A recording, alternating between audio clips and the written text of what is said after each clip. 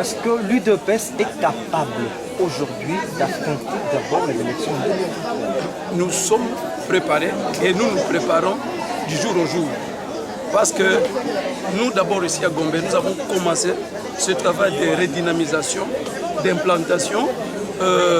Nous avons eu à sillonner presque les 3/4 des cellules ici à Gombe. Déboulonner le système. Les gens n'ont pas cru.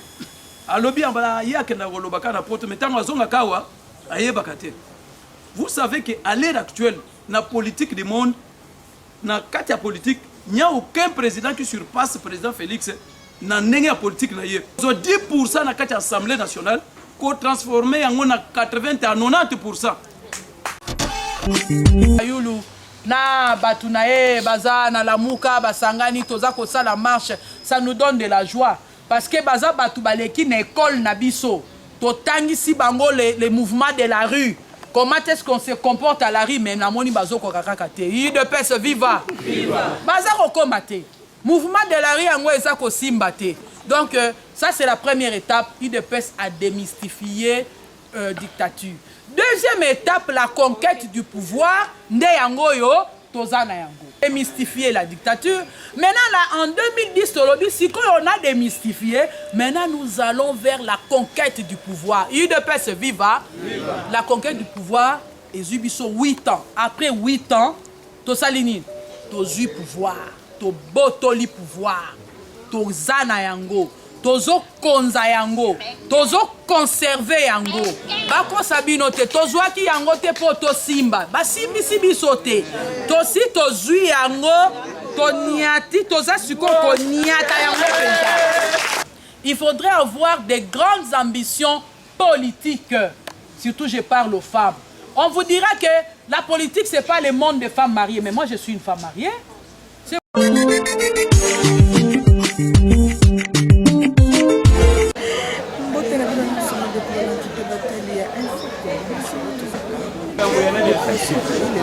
na matini politique UDPS sikambi basali présentation ya comité ya cellule ya batete pe na yango bayambaki oyo azali vice-présidente ya bafemme memoso ya UDPS owapi mama alobeli biso mpe tona nde na mikro nakoloba mingi te na napesi bino mbote mingi bisika nyonso bozwami bandeko na ngai nyonso ya paris bandeko na londres bandeko na depuis Montréal je te salue mpe napesi libota mobimba UDPS na étranger bango nyonso napesi bongo te ye moko secrétaire général Augustin Kabuya oyo azolanda biso sikoyo boza mpe te bolanda alors nakokende kovanda po te bolanda ndenge makambo yango ezali koleka atuta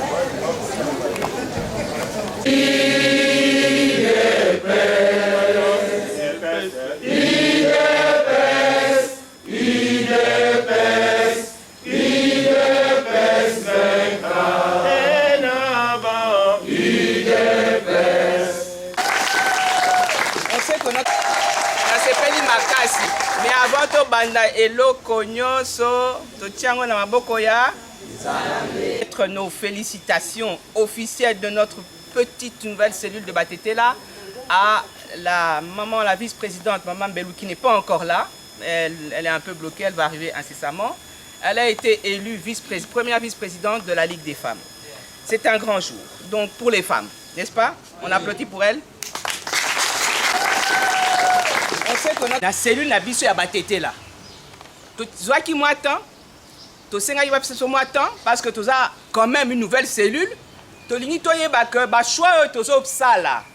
Et ça bien fait. On a des personnes régulières, on a des personnes constantes, on a des personnes sur qui on sait qu'on peut compter vente plus ou neige. Réunion à Zangakate. Tolobi mobilisation, tout ça, maman, tu as eu 50 personnes. Est-ce que maman a encore ça dans liste? Bon. Donc, j'aime dire, Moulanga Pembe, carte sur table. À aucun moment, on dira que moi, j'ai fait du favoritisme dans le parti, dans la cellule. Je choisis les gens et je vous dis pourquoi je vous ai choisi. Ce qui maman wana o na monifo azalawa, a koli makasi na ko bisayo. Mama ozana mwana asala kapi, azana âge nini.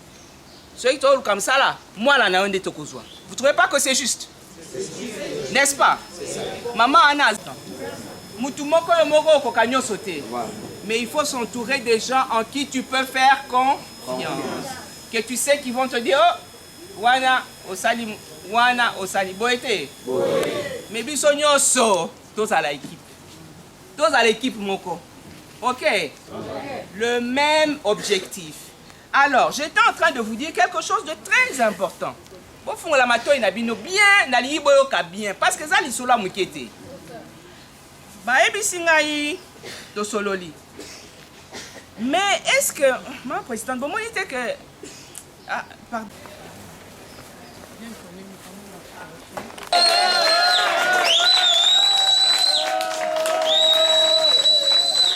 Maman présidente, bonjour. On est content de vous avoir. Quel honneur vous nous avez fait. On va vous laisser une place là-bas. Qu'elle vienne ici. Pour la section, à l'objet maman, mais bon, mon idée.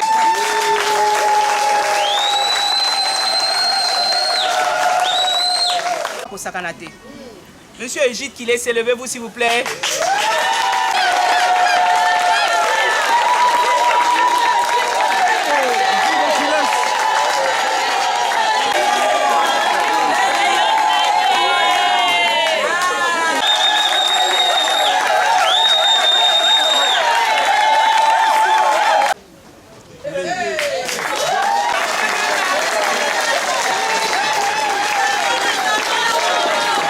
Maman Solange Luboya.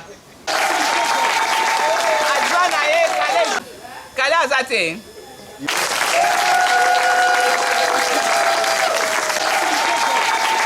Adjoint Naye Kale. Adjoint Naye. Adjoint Naye Kale. Adjoint Naye Kale.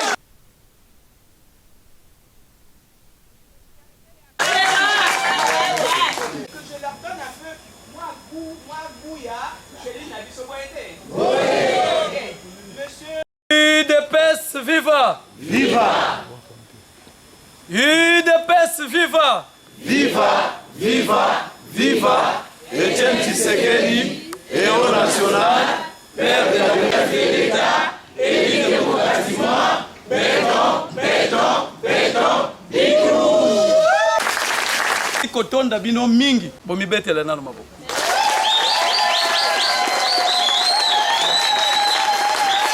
Nous allons remercier présidente de la cellule Gisèle Moudiaye. Bobete le Maboko.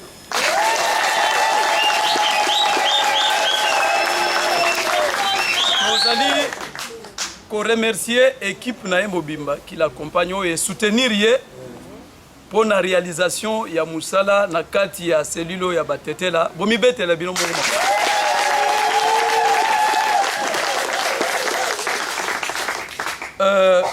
Balobaka, en politique, il n'y a pas de cadeau. En politique, ezali musala ozali kosala, nde ezali kosala ete o mérité, o esengeli ko mérité. Journée à l'élo, cellule ya Batetela est organisée. Présentation, il y a comité Nabango et accueil, il y a première vice-présidente, il y a Ligue des femmes au niveau national. Il y a parti Nabiso IDPS. De Yangwana, tout ça là qui n'a pas moins préoccupation Moussoussou. Présidente insistait à l'objet qui était et Sengeli, délégation à section Ezalawana. De Yangwana, tout y que avant tout, ce qui est politique est Zaliwana, tout y a Kango d'abord Liboso, et Yangwana présence Nabiso, Kati Nabino. Yambona loba quelque chose, n'a qu'à présenter Bino d'abord, équipe, to, ba différentes personnalités, au Bazali, Kati Nabiso, Awa. Tozali, pour présenter Bino, première vice-présidente de la Ligue des femmes, na kombo ya Antoinette Mbelu, oyo azalaki nommé par décision ya président du parti et proposition par le secrétaire général Mwana Boute Webo. Yebi bien, président Ayi Jean-Marc Kabunda Kaboun na secrétaire général Augustin Kabouya Mwana Boute. Bobete la bangona na maboko.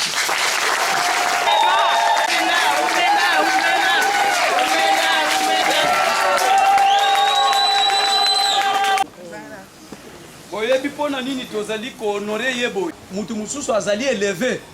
Toko yamba ye pene esengo. Toko organiser toujours ba manifester. Celui-là batete là a eu initiative oyo. Quelque chose à encourager de to sepeli na yango de yango wana bomoni pe azali kati na biso parce aye ko honorer bino celui batete là. Force na bino e kozala to bato bakobanga bino à partir ya mobilisation na bino à partir ya ndenge bino bozali kosala mosala. UDPS ezali machine politique oyo ebundi mingi na kati ya opposition. Na ndenge UDPS azali na bokonzi bato ebele bazali kokanisa ete ayaki kolekisa 2 minutes 10 minutes après atika place ya pa mutu mususu te. Wana boyebi définition ya ko conquérir pouvoir te. Or objectif ya parti politique nyonso soki mutu a créé parti politique azaka na objectif ya abunda pasa na nini azo pouvoir. Maintenant si quoi azu pouvoir atikit pour le conserver atikala nango libela na libela politique na biso tozali ko travailler en collaboration na ba social démocrate ya ba suédois ba bundaki mingi na opposition. Tango opposition oyo azwaki pouvoir ba conserver pouvoir plus de 50 ans. UDPS viva. Ba oyo nyonso balanda formation na kati ya UDPS. Bokotala ete na école du parti na biso to travailler en collaboration na école oyo ya ba suédois. Bango nde bayaka ko former biso awa. Na module nyonso ezali ba leadership, ezali ba résolution de conflits, ezali parité homme-femme, ezali le quoi ça? Ba suédois déboulonner le système. Les gens n'ont pas cru. Alobi ambala yake na golobaka na poto metango azonga kawa ayebaka te. Vous savez que à l'heure actuelle na politique du monde na kati ya politique il n'y a aucun président qui surpasse le président Félix na ndenge ya politique na ye. Biso to ko sala remise na reprise na nzambe. Batu mususu ba kuro arrêter. Bon, toujours respecter les principes démocratiques pour conserver le pouvoir de biso pour que les attaquer te pas ya banguna. C'est pourquoi azali commettre ba garde-fou. Je crois batu oyo biso to ko soutenir, batu oyo bazali plus proche na base, batu oyo bazali kolengela bino dans les moments très difficiles. Ezalité que parce que ezalaka na batu etikali 2 semaines, 3 semaines abandi ko courir derrière bino. Oh zoboy. Et que ça passe na yote.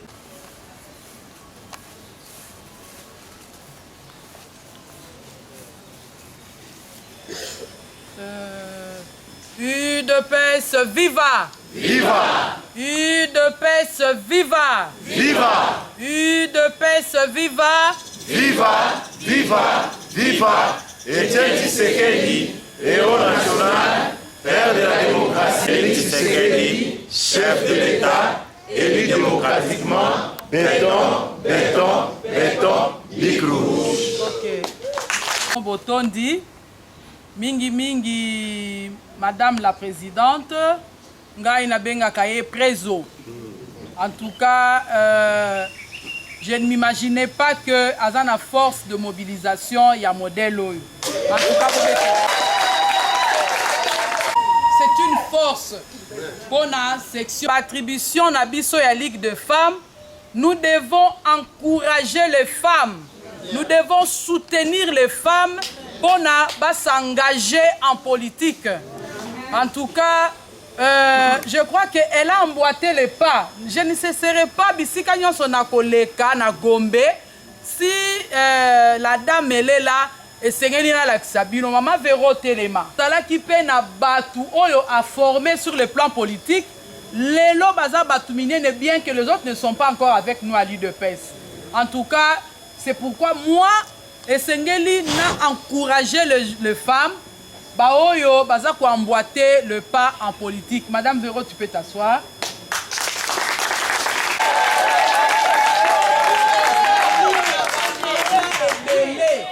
Boyebi tata moko alobaka na mboko yo otumboli mobutu otumboli ba mama parce que ba mama baza bato oyo basololaka na nzambe bango moko masolo na bango.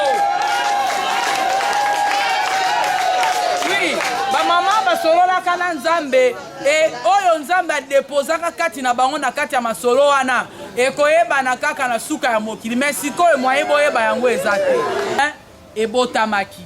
Donc, Elongwe, fille de PES, est commis Ligue de femmes. C'était en 2010. Mais objectif, il y a Ligue de femmes et Zalinini. Objectif, il y a Ligue de femmes. Lorsque la maman présidente a recruté na Katia cellule naïba tete là, ba femme. Maintenant, la Ligue de femmes, Moussala naïe, Ezali, yakoya ko encadrer ces femmes. Hein? Yakoya ko encadrer ba femme wana sur le plan politique. Ayulu na batu nae baza na lamuka basangani toza ko sala marche, ça nous donne de la joie parce que baza batu baleki na école na biso. Totangi si bango les mouvements de la rue. Comment est-ce qu'on se comporte à la rue même la moni bazo ko kakate. UDPS viva. Viva. Baza ko komate. Mouvement de la rue yango eza ko simbate. Donc, ça, c'est la première étape. UDPS a démystifié dictature. Deuxième étape, la conquête du pouvoir. Nde yango yo, tozana yango. Démystifier la dictature.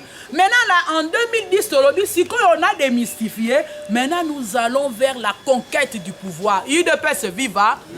La conquête du pouvoir, et Zubiso 8 ans. Après 8 ans, tosalini, tozu pouvoir, to botoli pouvoir. Tozana yango, tozo konza yango, tozo conserver yango. Bako sabino te, tozwaki yango te po to simba. Ba simbi sibi sote. Tosi tozui yango, to niati, toza suko ko niata yango penza. Bon, ça a un engagement politique. Il y a eu des moments, biso na bino, to vivre ba déception. Je me rappelle du temps de Etienne Tshisekedi. Alobi na biso Imperium. Ezala qui sommes, bistolobi, ok, tozu pouvoir. Imperium, imperium. Mais enfin, oh, concrétisation T. C'était la déception. Mais non, comme nous étions engagés politiquement, c'est ça la politique. En politique, quand tu n'as pas un engagement, tu ne vas pas émerger. Il faudrait avoir des grandes ambitions politiques. Surtout, je parle aux femmes. On vous dira que la politique, ce n'est pas le monde des femmes mariées. Mais moi, je suis une femme mariée. C'est Baba Luka, Bazonga, Tozo Kende na élection. Élection aura bel et bien lieu. Président Lobi Atindeli Biso Maloba Lobi, nous devons nous approprier l'affaire des élections. UDPS viva. Viva. Lobi to s'approprier, c'est-à-dire to somba likambuya élection. Siko yawa. Mouvement politique na biso nyon se komi kaka préparation aux élections. Parce que biso, nous devons donner, nazako insister, et surtout les mamans qui sont avec nous ici, je suis en train d'insister que nous devons donner le Parlement à Félix Tshisekedi Tshilombo. Nous devons aussi lui donner le Sénat. D'ici là, affaire Yassir Gelé, on n'en parlera plus. UDPS, UDPS, UDPS.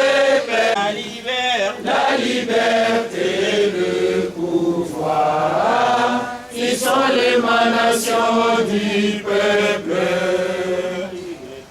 UDPS, UDPS.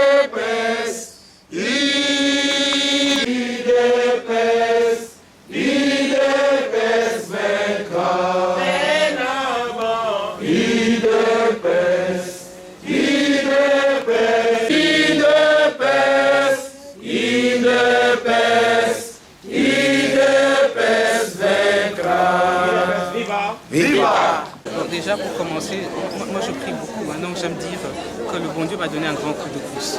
Mais il faut croire en ce qu'on fait.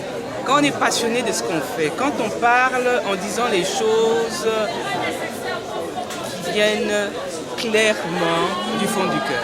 Et on dit la vérité, on dit les choses telles qu'elles sont. Et j'aime dire, quand on dit les acronymes de l'UDPS, c'est l'Union pour la démocratie et le progrès social. J'aime dire qu'aussi on prend l'UDPS comme un puzzle, le jeu là, les blancs avec des morceaux. Il y a une partie progrès social sur laquelle moi particulièrement, je fais un grand ancrage. Et je pense, et c'est celui du président, dans tous les cas, c'est celui de notre chef de l'État. On sait combien le peuple est important pour nous. Et donc je pense que quand vous parlez à ces gens et que vous leur rappelez les efforts que le chef de l'État fait pour s'assurer que les choses changent, qu'ils aient une meilleure vie, parce que 90% de la population congolaise est dans l'extrême pauvreté. Et donc, de leur parler en tant que femme, en tant que mère, sœur, d'autres peuvent être mes mamans, mes grands-mères même, mais c'est des femmes d'un courage incroyable. Et encore, je ne prendrai pas tout le crédit sur moi, c'est un travail d'équipe, je l'ai dit. J'ai eu 4-5 personnes avec qui nous sommes assis. Le président Boula nous a demandé pendant plusieurs temps. Vous ne pensez pas que vous pouvez commencer là, réfléchissez-y, réfléchissez-y. Et on s'est assis ensemble en conciliabule, on s'est dit est-ce qu'on peut tirer l'épingle du jeu. Et effectivement, avec une stratégie bien particulière, on a pu cibler des groupes qu'on a appelés, à qui on a parlé, ils étaient convaincus, ils sont venus et voilà, le reste. Une toute petite question pour vous laisser accorder aussi à mes confrères consoeurs qui sont là. Alors, quelle peut être ou quelle sera la particularité de cette cellule de IDPS Batetela aux autres? La particularité. Vous savez, quelque chose de très important avec l'UDPS, c'est qu'on a un modèle. On suit un modèle.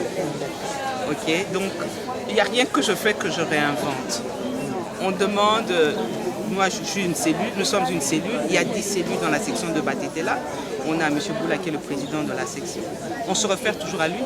Il va nous donner les directives, il va nous dire ce que, au-dessus de lui aussi, qu'est-ce que les autorités du parti disent.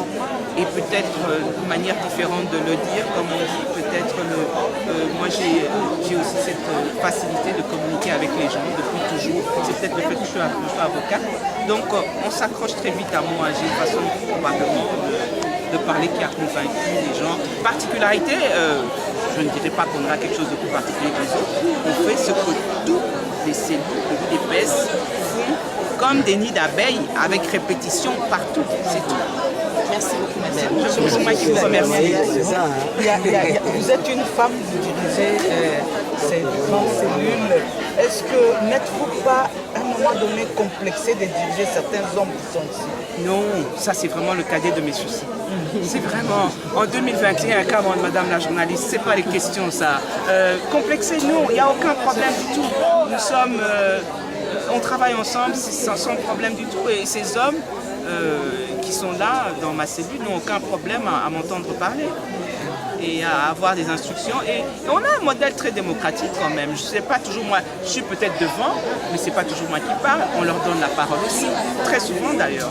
On demande toujours l'avis des autres, toujours. Nous allons nous adresser. D'abord, je remercie la présidente de cette cellule, Gisèle Ndiaye, qui a pu réaliser cette mobilisation afin que nous puissions réussir à cette matinée politique. En tant que président sectionnaire nommé par décision des autorités du parti, je ne peux pas rester dans mon salon, crier la victoire en 2023.